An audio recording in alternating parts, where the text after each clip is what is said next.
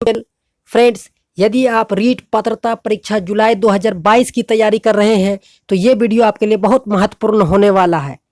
Friends, आज मैं EBS पर्यावरण अध्ययन का एक ऐसा टॉपिक लेकर के आया हूं जिससे रीट में हर बार एक या दो प्रश्न देखने को अवश्य मिलते हैं। फ्रेंड्स, यदि आप मेरे चैनल पर पहली बार आए हैं तो चैनल को सब्सक्राइब करें और बेल आइकन को प्रेस करना ना भूलें ताकि आने वाले हर वीडियो का नोटिफिकेशन सबसे पहले आपको मिले। फ्रेंड्स, आप सभी रीट 2022 के सिलेबस से भली भांति अवगत होंगे। मेरे चैनल सीटेट एक्सपर्ट पर सिलेबस के अनुसार तैयारी कराया जाता है। आउट ऑफ सिलेबस का एक भी वीडियो मेरे चैनल पर आपको देखने को नहीं मिलेंगे। फ्रेंड्स, आप प्रीवियस ईयर के पेपर क्वेश्चन को उठाकर मिला लें कि इस टॉपिक से कितने प्रश्न आए हैं।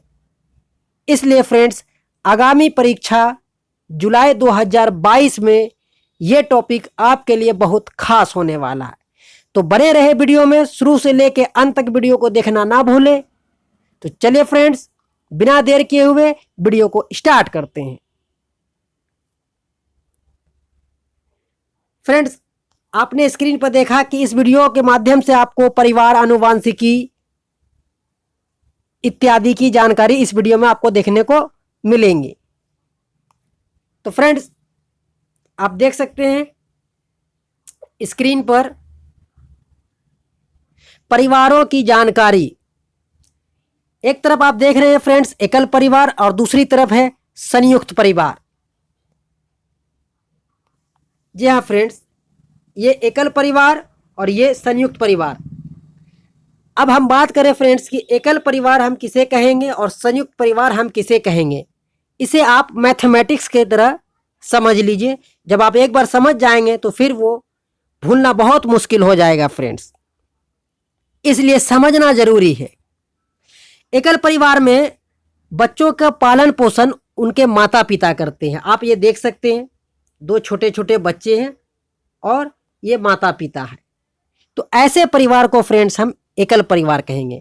एकल परिवार में माता पिता के अलावा एक दो यानी और उनके बच्चे होते हैं, दो तीन बच्चे होते हैं।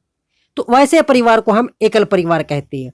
और संयुक्त परिवार में फ्रेंड्स आप देख सकते हैं कि उसमें माता पिता, दादा दादी, नाना नानी, चाचा चाची, फूफा फूफी, मामा मामी इत्यादि मिले रहते हैं।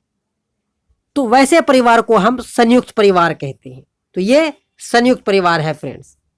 और उन सभी के भाई बहन, चचेरा भाई है ना, मिले जुले रहते हैं। तो आप देख सकते हैं कि अगर आप संयुक्त परिवार में आए, सवाल आपसे पूछा जाए तो माता पिता के अलावा दादा दादी होते हैं, चाचा चाची भी होते हैं। तो ऐसे परिवारों को हम संयुक्त परिवार कहते हैं। संयुक्त परिवार में बच्चों का पालन पोषण करने के लिए माँ, दादी, चाची, चाचा, पिताजी, दादाजी इत्यादि सभी लोग रहते हैं।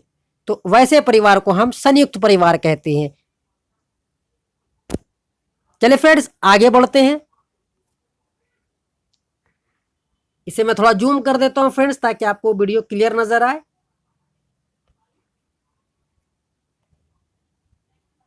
आजकल व्यवसाय की तलाश या उच्च शिक्षा पाने के लिए परिवार शहरों की ओर पलायन करने लगे हैं। जी हाँ फ्रेंड्स, इसे आप ध्यान से समझेंगे। आजकल व्यवसाय की तलाश या उच्च शिक्षा पाने के लिए परिवार शहरों की ओर पलायन करने लगे हैं। शहरों में अधिकतर छोटे छोटे मकान होते हैं। शहरों में अधिकतर छोटे छोटे मकान होते हैं जिसमें कम लोग रह सकते हैं, जिसमें कम लोग रह सकते हैं। इसलिए संयुक्त परिवार बंटकर एकल परिवार बनने लगे हैं। जी हाँ फ्रेंड्स, एकल परिवार संयुक्त परिवार एकल परिवार में कैसे बदलता जा रहा है, यहाँ पर इसका ये कारण बताया गया कि शहरों में अधिकतर छोटे छोटे मकान होते हैं जिसमें कम लोग रह सकते हैं, इसलिए संयुक्त परिवार बंटकर एकल परिवार बनने लगे हैं। अलग अलग परिवार होने लगा। आइए फ्रेंड्स और जानने के से प्रयास करते हैं। संयुक्त परिवार बंटने के और भी कई कारण हैं। जी हाँ, संयुक्त परिवार बंटने के और भी कई कारण हैं, जैसे परिवारों की सदस्य संख्या, आदतें, सदस्यों के व्यवहार, आर्थिक स्थिति, आय व्यय करने की क्षमता, त्योहार मनाने के तरीके आदि में निरंतर बदलाव। जी हाँ फ्रेंड्स, अगर आपसे परीक्षा में क्वेश्चन पूछा जाए कि संयुक्त परिवार एकल परिवार बनने लगे हैं, इसका क्या कारण है, तो फ्रेंड्स आप देख सकते हैं कि संयुक्त परिवार बंटने के और भी कई कारण हैं। तो जैसे कि बताया गया कि परिवारों के सदस्य की संख्या ज्यादा होती है तो संयुक्त परिवार एकल परिवार में बदल जाता है। आदत, सदस्यों का व्यवहार, आर्थिक स्थिति, आय व्यय करने की क्षमता, त्योहार मनाने के तरीके में बदलाव होता है, इसलिए संयुक्त परिवार जो है अब एकल परिवार में बढ़ते चले जा रहे हैं। तो फ्रेंड्स ये था संयुक्त परिवार का एकल परिवार में होने का कारण। तो ऑफकोर्स फ्रेंड्स आप यहां तक बिल्कुल अच्छी तरह समझ गए होंगे कि संयुक्त परिवार के बंटने का क्या कारण है। तो पहला कारण तो आपको बता दिया गया कि शहर में अधिकतर छोटे छोटे मकान होते हैं जिसमें कम लोग रह सकते हैं, इसलिए संयुक्त परिवार बंटकर एकल परिवार बनने लगे हैं। और संयुक्त परिवार बंटने के और भी कई कारण है, जैसे परिवार के सदस्यों की संख्या जब ज्यादा रहती है तो संयुक्त परिवार एकल परिवार में बदल जाता। आदतें, उनके कुछ परिवारों के लोग का आदत अच्छा होता है, किसी का बुरा होता है। सदस्यों का व्यवहार अच्छा बुरा होता है। आर्थिक स्थिति भी सही नहीं रहती है, किसी की आर्थिक स्थिति मजबूत तो किसी की आर्थिक स्थिति कमजोर होती है। आय व्यय करने की क्षमता, कोई ज्यादा खर्च करता है, कोई कम खर्च करता है। त्योहार मनाने के सबके अपने अपने तरीके अलग अलग होने लगते हैं, तो इसलिए संयुक्त परिवार बढ़कर एकल परिवार होने लगे हैं। आइए फ्रेंड्स और आगे जानने का प्रयास करते हैं। बहुत इंपॉर्टेंट पॉइंट्स है फ्रेंड, इसे आप देख सकते हैं, इसे मैं जूम कर दिया हूं। किसी रिश्तेदार या अन्य के बच्चों को कानूनी संरक्षण प्रदान करना गोद लेना कहलाता है। जी हाँ फ्रेंड्स, ये मोस्ट इंपॉर्टेंट पॉइंट्स है कि गोद लेना क्या है। अगर परीक्षाओं में आपसे पूछा गया, अगर ये प्रश्न आ गया परीक्षाओं में कि गोद लेना किसे कहते हैं, तो आप अच्छी तरह देख सकते हैं कि किसी रिश्तेदार या अन्य के बच्चों को कानूनी संरक्षण प्रदान करना गोद लेना कहलाता है। यानी कानूनी रूप से आप अगर बच्चों को पालते हैं, पोसते हैं, तो वो बच्चा जो आप लेंगे वो गोद लेना कहलाएगा। तो अब आप समझ गए साथियों कि गोद लेना किसे कहते हैं। इसे मैं थोड़ा जूम कर देता हूं। किसी रिश्तेदार या अन्य के बच्चे को कानूनी संरक्षण प्रदान करना गोद लेना कहलाता है। ये आप समझ गए होंगे फ्रेंड्स। आगे बढ़ता हूं।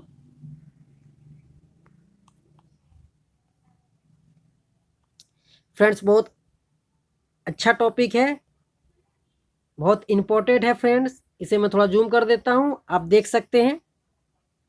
बात करेंगे हम ग्रेगर जॉन मेंडल की। आप देख सकते हैं स्क्रीन पर फ्रेंड्स, ये ग्रेगर जॉन मेंडल है, इनके बारे में भी हम चर्चा करेंगे फ्रेंड्स। बच्चों के लक्षण अपने माता पिता, दादा दादी, नाना नानी के लक्षणों से मिलते हैं। जी हाँ फ्रेंड्स, ये बात बिल्कुल सत्य है। इन लक्षणों को आनुवांशिक लक्षण कहते हैं। इन लक्षणों को आनुवांशिक या वंशानुगत लक्षण कहते हैं। जो लक्षण बच्चों के में उनके लक्षण माता पिता से, दादा दादी से, नाना नानी से मिलते हैं, उन लक्षण को हम क्या कहेंगे फ्रेंड्स, आनुवांशिक या वंशानुगत लक्षण कहेंगे। ये बहुत इंपॉर्टेंट पॉइंट है फ्रेंड्स, इसे आप अपने नोटबुक में नोट कर लेंगे कि बच्चों में जो लक्षण दादा दादी, माता पिता, नाना नानी के मिलते हैं, उस लक्षण को हम आनुवांशिक या वंशानुगत लक्षण कहते हैं। यह वंशानुगत अर्थात पीढ़ी दर पीढ़ी लक्षणों का गमन कहलाता है। यह वंशानुगमन अर्थात पीढ़ी दर पीढ़ी लक्षणों का गमन कहलाता है। जी हाँ फ्रेंड्स, कहने का मतलब ये हुआ कि ये लक्षण जो है पीढ़ी दर पीढ़ी देखने को मिलता है, चलता रहता है। जो लक्षण दादा दादी में आया तो कुछ वही लक्षण माता पिता में देखने को मिलता है, फिर कुछ वही लक्षण माता पिता के जो है उनके बच्चों को देखने को मिलता है। तो ये लक्षण जो है ना पीढ़ी दर पीढ़ी चलता रहता है फ्रेंड्स। आनुवंशिकी लक्षण जो है पीढ़ी दर पीढ़ी चलता रहता है, जिसे हम लोग आम बोलचाल की भाषा में बोलते हैं खानदानी, वही लक्षण देखने को मिलता रहता है। आइए फ्रेंड्स और आगे जानने का प्रयास करते हैं। बच्चों में कुछ लक्षण आसपास के वातावरण से प्राप्त होते हैं। जी हाँ फ्रेंड्स, आप देख सकते हैं, इसे मैं जूम कर दिया हूं। बच्चों में कुछ खास लक्षण आसपास के वातावरण से प्राप्त होते हैं जो वंशानुगत नहीं होते हैं। तो कहने का मतलब ये है फ्रेंड्स कि बच्चों में कुछ लक्षण आसपास के इन्वायरमेंट से भी पाया जाता है। जब आसपास के वातावरण से लक्षण पाया जाएगा तो वो लक्षण वंशानुगत नहीं होगा, वो लक्षण आनुवंशिकी लक्षण नहीं होगा। ये तो इन्वायरमेंट का लक्षण बच्चों में आसपास का पाया जाता है। तो कहने का मतलब ये फ्रेंड्स कि एक बच्चों में दो तरह के लक्षण पाए जाएंगे, एक आनुवंशिकी और एक दूसरा इन्वायरमेंट यानी आसपास के वातावरण का लक्षण भी पाया जाएगा। चलिए फ्रेंड्स और जाने, इसे मैं थोड़ा जूम कर देता हूं फ्रेंड्स। ग्रेगर जॉन मेंडल ने मटर के पौधे पर बहुत से प्रयोग कर वंशानुगत के नियम प्रतिपादित किए, इसलिए उन्हें आनुवंशिकी का जनक कहा जाता है। जी हाँ फ्रेंड्स, बहुत इंपॉर्टेंट पॉइंट्स है ये, इसे आप अपने नोटबुक में नोट करेंगे कि ग्रेगर जॉन मेंडल ने मटर के पौधे पर बहुत से प्रयोग कर वंशानुगत के नियम प्रतिपादित किए, इसलिए उन्हें आनुवंशिकी का जनक कहा जाता है। फ्रेंड्स, अगर आपसे सवाल में पूछा जाए कि आनुवंशिकी का जनक किसे कहा जाता है तो बस इसका सीधा उत्तर हो जाएगा ग्रेगर जॉन मेंडल। इन्हें आनुवंशिकी का जनक कहा जाता है, पिता कहा जाता है। फ्रेंड्स, इन्होंने किस पौधे पर प्रयोग किया तो इन्होंने मटर के पौधे पर प्रयोग किया। किस चीज का प्रयोग किया तो वंशानुगत का इन्होंने प्रयोग किया, खानदानी लक्षण का इन्होंने प्रयोग किया। किस पौधे पर किया तो मटर के पौधे पर इन्होंने प्रयोग किया। फ्रेंड्स,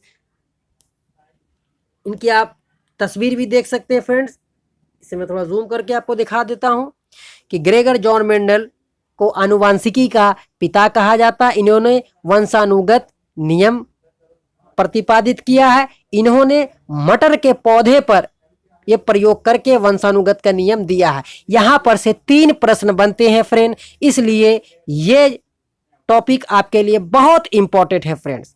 अब अगर इनमें से एक सवाल भी आपके आएंगे तो छूटेंगे नहीं फ्रेंड्स, आप कभी भूलेंगे नहीं।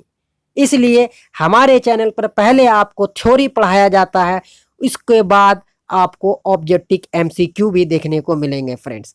अभी मेरा थ्योरी का क्लास चल रहा है, बहुत जल्द आपको एमसीक्यू भी मेरे चैनल के माध्यम से प्रोवाइड कराया जाएगा। मैं आप सभी से रिक्वेस्ट करूंगा कि आप जो भी सब्जेक्ट की तैयारी करें, पढ़ें, उसका पहले आप थ्योरी पढ़ें। थ्योरी पढ़ने से आपको थ्योरी का ज्ञान अस्थाई होता है, ज़्यादा दिन तक रहता है। आप ऑब्जेक्टिव पढ़ते हैं, वो कुछ दिन याद रहता है, उसके बाद आप भूल जाते हैं। तो प्लीज़ फ्रेंड्स, आप ऐसा ना करें, पहले आप थ्योरी पढ़ें, उसके बाद एमसीक्यू ऑब्जेक्टिव टेस्ट सीरीज को क्लियर करें। तो फ्रेंड्स, अभी आपने जाना कि ग्रेगर जॉन मेंडल को आनुवंशिकी का पिता कहा जाता है। उन्होंने वंशानुगत के नियम को प्रतिपादित किया है, मटर के पौधे पर उन्होंने अपने प्रयोग किए हैं। यहाँ से 3 प्रश्न बनते हैं, 3 में से कोई एक प्रश्न आपको आगामी जुलाई 2022 के परीक्षाओं में देखने को अवश्य मिलेंगे। आगे बढ़ते हैं फ्रेंड्स, आप देख सकते हैं, इसे मैं थोड़ा जूम कर देता हूं। ये फिगर आप देख लें फ्रेंड, ये हरगोविंद खुराना साहब का है, ये देख सकते हैं आप, डॉक्टर हरगोविंद खुराना। आइए साथियों, इनके बारे में जानेंगे। डॉक्टर हरगोविंद खुराना ने वंशानुगत नए गुणों के निर्धारण हेतु कई शोध पत्र लिखे। इस कार्य हेतु इन्हें नोबेल पुरस्कार से सम्मानित किया गया। जी हाँ फ्रेंड्स, बहुत इंपॉर्टेंट पॉइंट्स है ये कि डॉक्टर हरगोविंद खुराना ने वंशानुगत के नए गुण का निर्धारण करने के लिए कई शोध पत्र भी लिखा है। इन्होंने कई शोध पत्र लिखे हैं, तो किस चीज के लिए? तो वंशानुगत के नए गुणों को जानने के लिए कई शोध पत्र लिखे। हालांकि वंशानुगत का नियम प्रतिपादित किसने किया? तो ग्रेगर जॉन मेंडल ने। लेकिन इन्होंने वंशानुगत के नए गुणों को जानने के लिए कई शोध पत्र लिखे। इस कार्य के लिए इन्हें नोबेल पुरस्कार से सम्मानित किया गया। फ्रेंड्स, आप स्क्रीन पर क्लियर देख सकते हैं। फ्रेंड्स, अगर परीक्षाओं में आपसे प्रश्न पूछा जाए कि वंशानुगत नए गुणों का निर्धारण के लिए किसने शोध पत्र लिखे, तो जवाब हो जाएगा हरगोविंद खुराना, डॉक्टर हरगोविंद खुराना साहब। और अगर पूछा जाए कि इनमें से किसे नोबेल पुरस्कार प्राप्त है, तो डॉक्टर हरगोविंद खुराना साहब को यह वंशानुगत नए नियम के लिए इन्हें नोबेल पुरस्कार मिला है। मैं अपनी बात फिर से दोहरा दूं साथियों कि वंशानुगत के नियम का प्रतिपादन ग्रेगर जॉन मेंडल ने किया, लेकिन वंशानुगत के नए गुणों को खोजने के लिए नोबेल पुरस्कार किसे दिया गया? तो डॉक्टर हरगोविंद खुराना को दिया गया है। यहां से ये 2-3 प्रश्न बहुत इंपॉर्टेंट है जो आपको आगामी रीट परीक्षाओं में अवश्य देखने को मिलेंगे। फ्रेंड्स, आप प्रीवियस ईयर के क्वेश्चन पेपर से उठाकर मिला भी लें तो कई बार इस टॉपिक से प्रश्न आए हैं।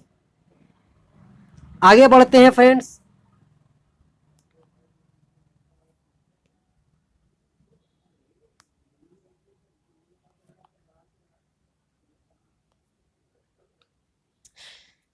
इसे मैं थोड़ा जूम कर देता हूं। फ्रेंड्स, आप देख सकते हैं डूंगरपुर जिले का एक कस्बा गलियाकोट, जहां पीर फखरुद्दीन की विश्व प्रसिद्ध दरगाह, शीतला माता का मंदिर, स्थापत्य कला के बेजोड़ नमूने वाले जैन मंदिर वो सोमनाथ मंदिर है।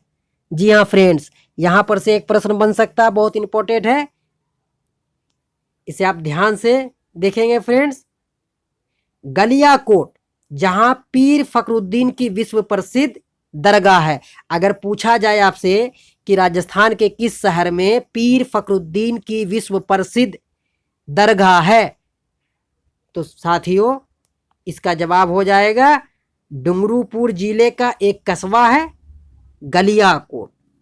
अगर जिला पूछा जाए तो आप इसका जवाब दे सकते हैं कि डूंगरपुर जिला है, और अगर कस्बा पूछा जाए तो गलियाकोट है।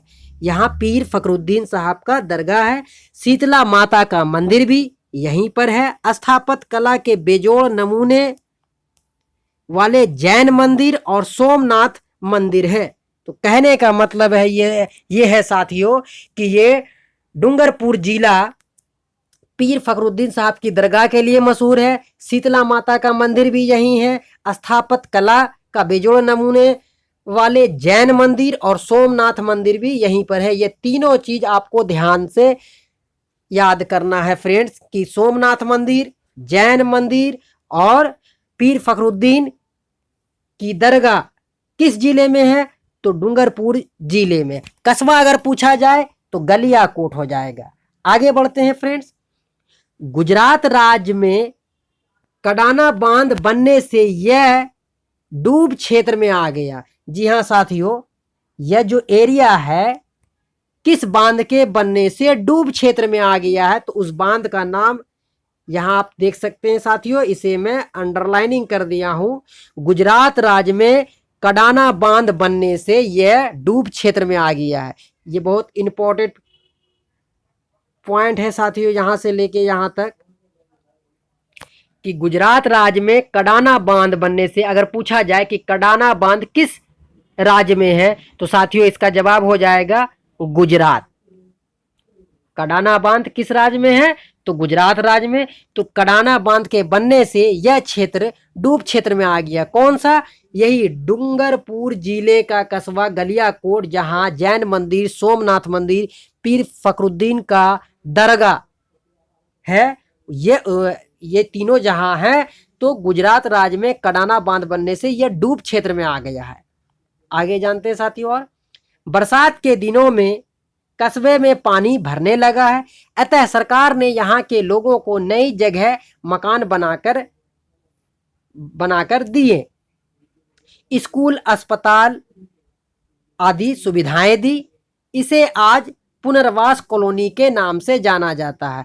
जी हाँ साथियों, जो सरकार ने बना के इस जगह को दिया है उसे आज जो है पुनर्वास कॉलोनी के नाम से जाना जाता है। लेकिन कई लोग आज भी अपने खेत खलियान न छोड़ने के कारण वहीं बसे हैं।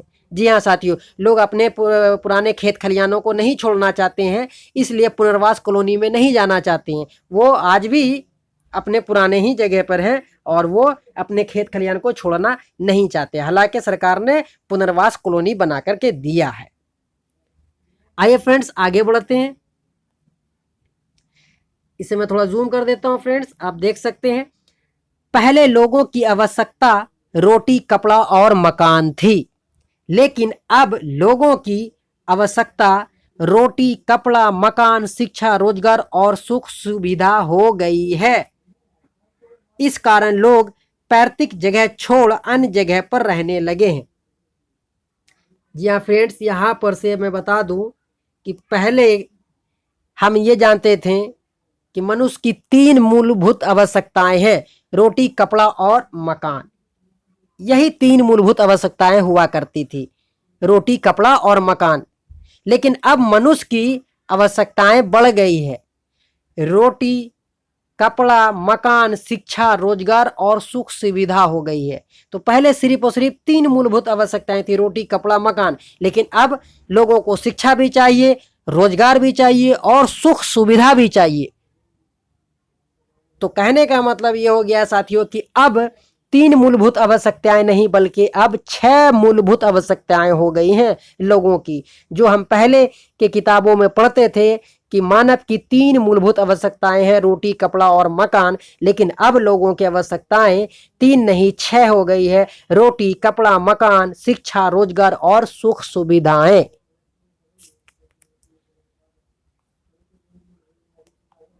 तो फ्रेंड्स, ये वीडियो आपको कैसा लगा अपने कमेंट्स हमें जरूर कमेंट्स बॉक्स में कीजिए। फ्रेंड्स, यदि ये वीडियो आपको अच्छा लगा है तो चैनल को सब्सक्राइब करें और वीडियो को ज़्यादा से ज़्यादा शेयर और लाइक करना ना भूलें। फ्रेंड्स, आपके सब्सक्राइब और लाइक करने से हमें वीडियो बनाने का मोटिवेशन मिलता है। फ्रेंड्स, जिस चीज़ की सफलता आपको लेनी है उसी चीज़ की सफलता आपके साथी कजिन को भी होगी, इसलिए फ्रेंड्स इस वीडियो को ज़्यादा से ज़्यादा शेयर करना ना भूलें। मिलते हैं फ्रेंड्स नेक्स्ट वीडियो में, तब तक के लिए थैंक यू।